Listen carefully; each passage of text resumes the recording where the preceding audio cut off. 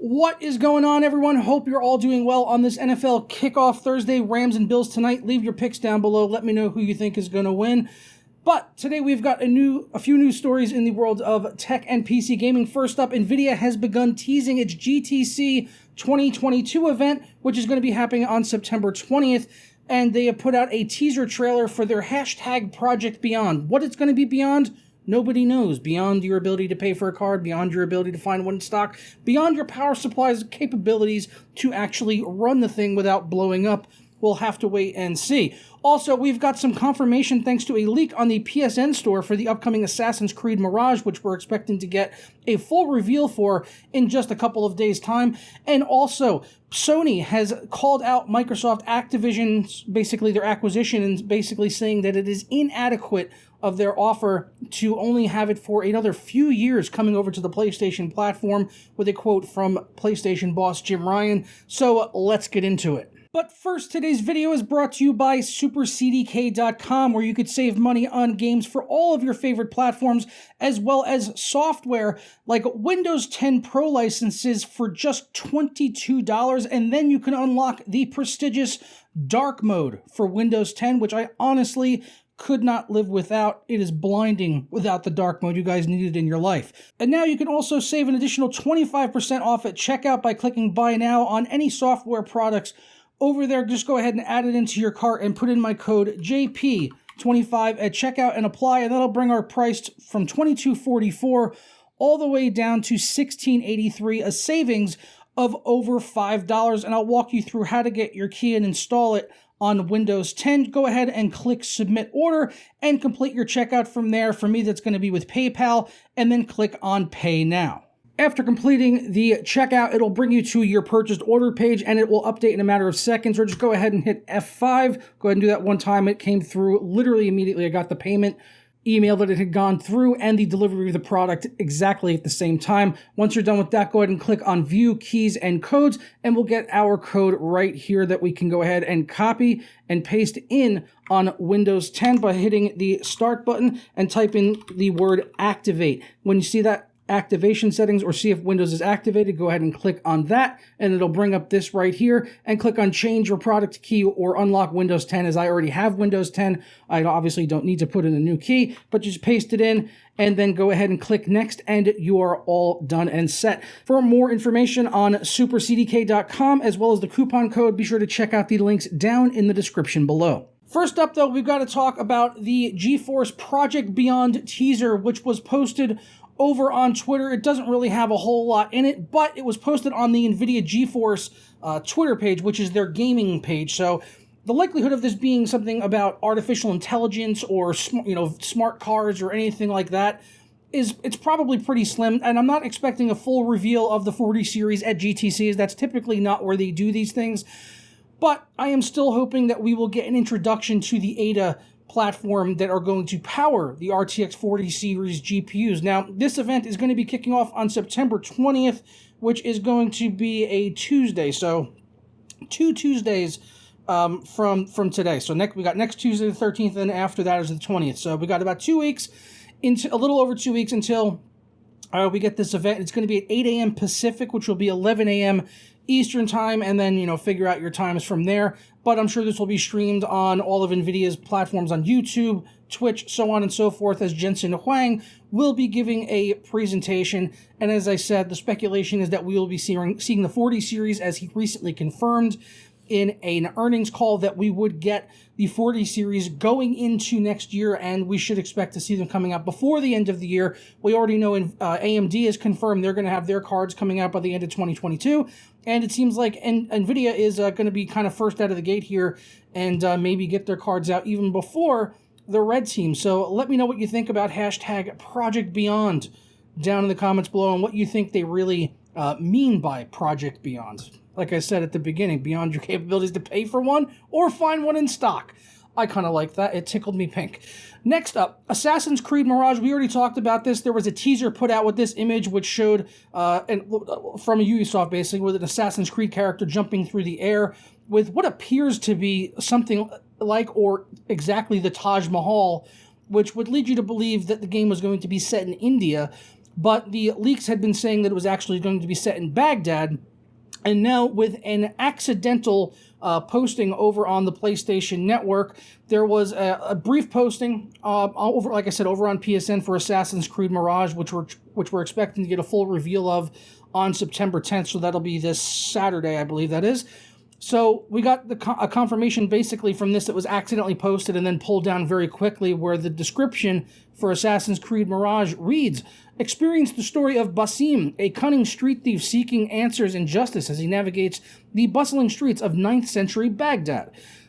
Through a mysterious ancient organization known as the Hidden Ones, he will become a deadly master assassin and change his fate in ways he never could have imagined." So that's the full description there.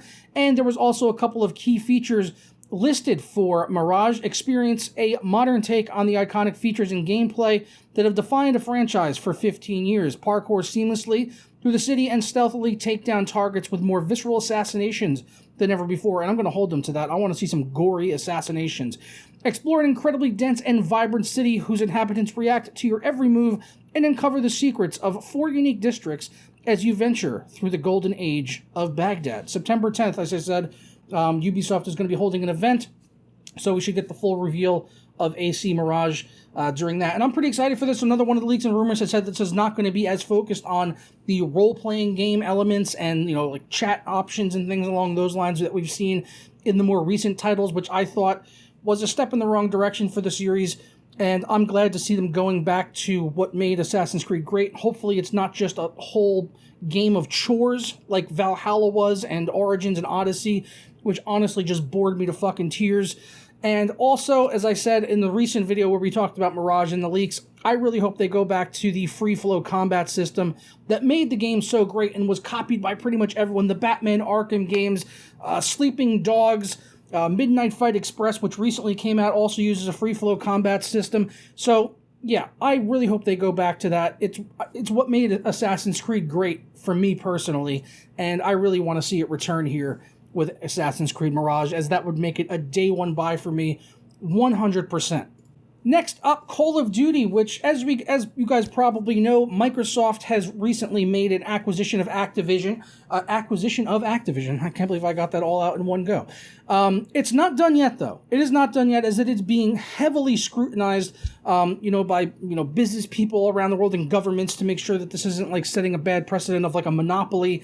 And Activision is doing everything that it actively can to dissuade those myths.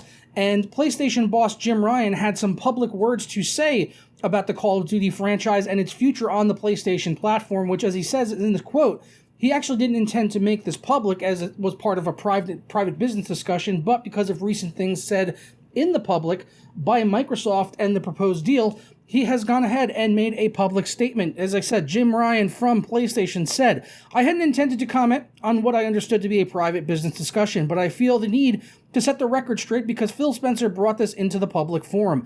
Microsoft has only offered for Call of Duty to remain on PlayStation for 3 years after the current agreement between Activision and Sony ends. After almost 20 years of Call of Duty on PlayStation, their proposal was inadequate on many levels and failed to take account of the impact on our gamers. We want to guarantee PlayStation gamers continue to have the highest quality Call of Duty experience, and Microsoft's proposal undermines this principle." So I think we all kind of knew this was coming when the news broke that Microsoft was going to be acquiring Activision, one of the biggest, publishers out there, and a huge library of, loved titles, like especially the Call of Duty series, which is virtually irreplaceable. And I know a lot of people, at least a lot of people that follow my channel, have kind of gotten away from playing Call of Duty over the years. I think it does tend to attract a younger crowd or a very specific older crowd that pretty much only plays Call of Duty. There's not that many casual Call of Duty players that I know. Most people just seem to pretty much just be all about it or nothing at all. That's just my take and what I've sort of seen and picked up on. I could be wrong. But there's no mistake about it. They sell a ridiculous number of copies of Call of Duty every year. Whether you like it or whether I like the game or not, doesn't really matter, as there is a massive audience, one of the most massive and built-in audiences, which continues to change and evolve over years, as there are fresh young faces, fresh young gamers, coming in and starting to play these games every couple of years.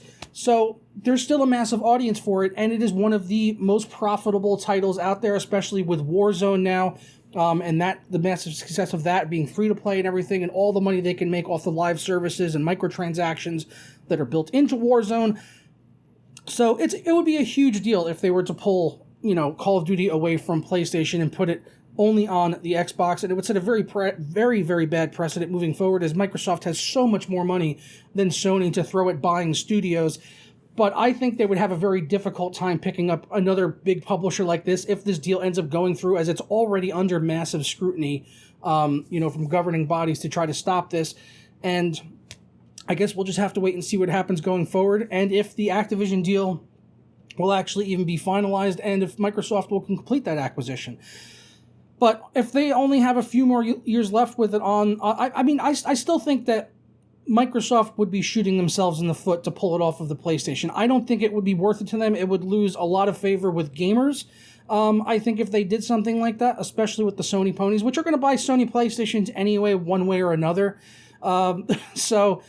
But I mean, you're basically taking half of the money you could make for the game. Like if you're going to have it on PC and Xbox and you take it away from PlayStation, you have to think that's probably close to half the sales, or maybe a little less, maybe a little more even, of your total sales. I'm not sure which platform gets the biggest sales. I would think Xbox maybe, but PlayStation is bigger globally than Xbox kind of is. Xbox is more popular here in the States, but overseas PlayStation does kind of edge them out a little bit. So to take you know, one of the biggest titles out of the hands of tens of millions of gamers just seems like a really stupid decision in my opinion, just to sell a few more consoles, which they don't even make a ton of money on. They really make the money on the games and the software on those systems. And does Call of Duty have that staying power to take people that are hardcore PlayStation gamers to go out and then buy Xboxes just so they could buy Call of Duty in, you know, 3 to 5 years' time from now? I guess only time will tell. But let me know down in the comments below your thoughts on all the stories that we covered here today. Hope you all have a fantastic day, and I'll catch you tomorrow for another video. Peace. Go Raiders.